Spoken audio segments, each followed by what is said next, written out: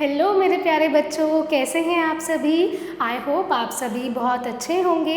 Welcome back to the new class. This is your teacher Saumya Sharma and we are learning English grammar pathways by Riddhi series and published by children's voice.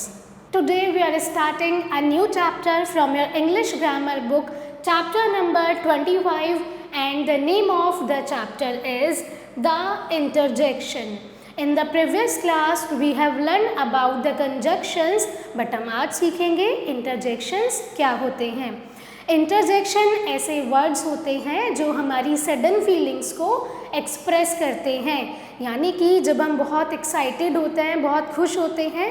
For example, अगर आप कोई match जीत जाते हैं तब आप क्या बोलते हैं, hurray we have won the match. जब आप सैड होते हैं, तो जब हमारी सैड फीलिंग्स एक्सप्रेस होती हैं तब हम क्या यूज़ करते हैं, इंटरजेक्शन को यूज़ करते हैं अपनी डिफरेंट काइंड्स ऑफ फीलिंग्स को एक्सप्रेस करने के लिए। Let's start the chapter and we are going to learn in depth. First, we will understand the interjections with the help of few examples. Hooray, we have won the match. यानी कि hurray, हम match जीत गए। Alas, his father died. बड़े दुख की बात है कि उनके फादर की डेथ हो गई है। Bravo, you played very well. यानी कि यहाँ पर एप्रिसिएशन हो रहा है कि तुमने बहुत अच्छा खेला। Oh what a beautiful flower, कितना सुंदर फ्लावर है।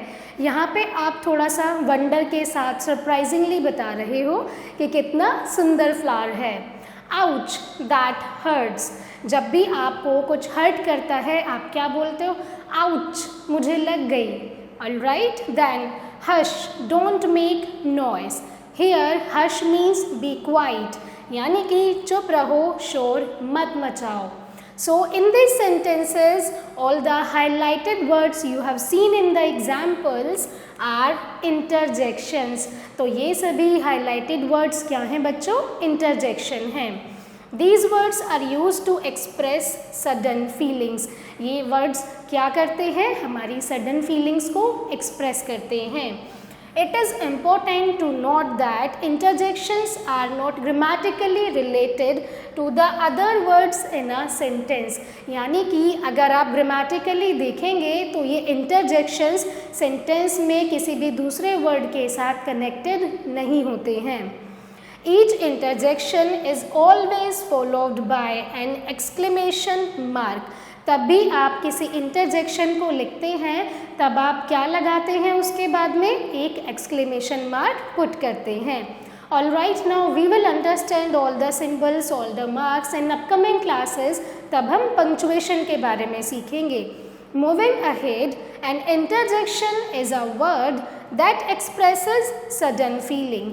तो इंटरजेक्शन क्या है, ऐसे वर्ड्स हैं जो हमारी सडन फीलिंग्स को एक्सप्रेस करते हैं, either a happy feeling, a sad feeling, और व्हेन वी आर हर्टिंग, तो तब जो फीलिंग्स होती हैं उन्हें इंटरजेक्शंस शो करते हैं।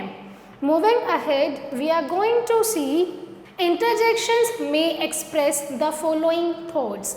इंटरजेक्शन कौन कौन सी थॉट्स को एक्सप्रेस करते हैं, हैप्पीनेस, तब भी आप हैप्पी होते हैं, खुश होते हैं, तब आप यूज़ करते हैं hurray and young. Second one is सोरो, जब भी कोई पेनफुल फीलिंग होती है तब आप एक्सप्रेस करते हैं यूजिंग अलास, यानी कि दुख की बात है, बहुत ही पेनफुल सिचुएशन है, तब आप यूज़ करते हैं अलास इंटरजेक्शन को। वंडर, जब भी कोई सरप्राइजिंग आश्चर्य वाली सिचुएशन आती है तब आप यूज़ करेंगे आ या फिर ओ इंटरजेक्शंस को। देन अगर आप अप्रूवल देते हैं तब आप यूज़ करते हैं ब्रावो। जब भी कोई पेनफुल सिचुएशन होती है तब आप यूज़ करते हैं आउच इंटरजेक्शन। अगर साइलेंस वाली सिचुएशन है, दैट कीप क्वाइट, आप यूज़ करेंगे हश, HUSH। ऑलराइट, और तब भी आप इंटरजेक्शंस को यूज़ करते हैं, उसके बाद में हमेशा आप एक एक्सक्लेमेशन मार्क पुट करते हैं। I hope my students you all have understood about the interjection. It was a very interesting class. All right, moving ahead we will come to the exercise part of this chapter. Let's come. We have fill in the blanks using suitable interjections. यहाँ पर आपको suitable interjections fill करने हैं. Dash that really hurts. जब भी आपको कोई चीज़ hurt करती है या फिर पेनफुल होती है, आप क्या यूज़ करते हैं? Ouch, that really hurts. So आप सभी क्या लिखेंगे यहाँ पर? आप सभी लिखेंगे ouch. Next we have what ill luck has befallen us. ये एक बहुत ही सैडफुल सिचुएशन है, यानी कि हमारा जो लक है वो कितना बुरा है. पेनफुल के लिए हम क्या यूज़ करते हैं? आउच यूज़ कर सकते हैं, या फिर सैड सिचुएशन के लिए यहाँ पर आप अलास भी यूज़ कर सकते हैं. तब आप यूज़ करेंगे यहाँ पर alas. Now my friend has come from Italy. जो मेरा दोस्त है वो कहाँ से आया है? इटली से आया है. सो ये एक वंडर वाली सिचुएशन है. O my friend come from Italy. तब आप क्या यूज़ करेंगे? ओ यूज़ करेंगे, या फिर आप AH भी यूज़ कर सकते हैं. Next, that is a fine shot, यानी कि ये एक बहुत ही फाइन शॉट था. तब आप क्या बोलेंगे? Bravo. This is an approval. तो यहाँ पर आप यूज़ करेंगे Bravo. That is a fine shot. Baby is sleeping. जब साइलेंस वाली सिचुएशन होती है तब आप क्या यूज़ करते हैं? Hush, HUSH. तब आप यहाँ पर लिखेंगे hush.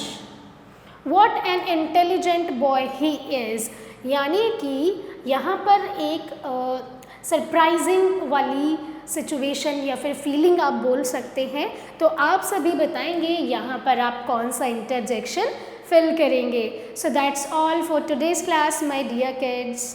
That's all for today's class, my dear kids.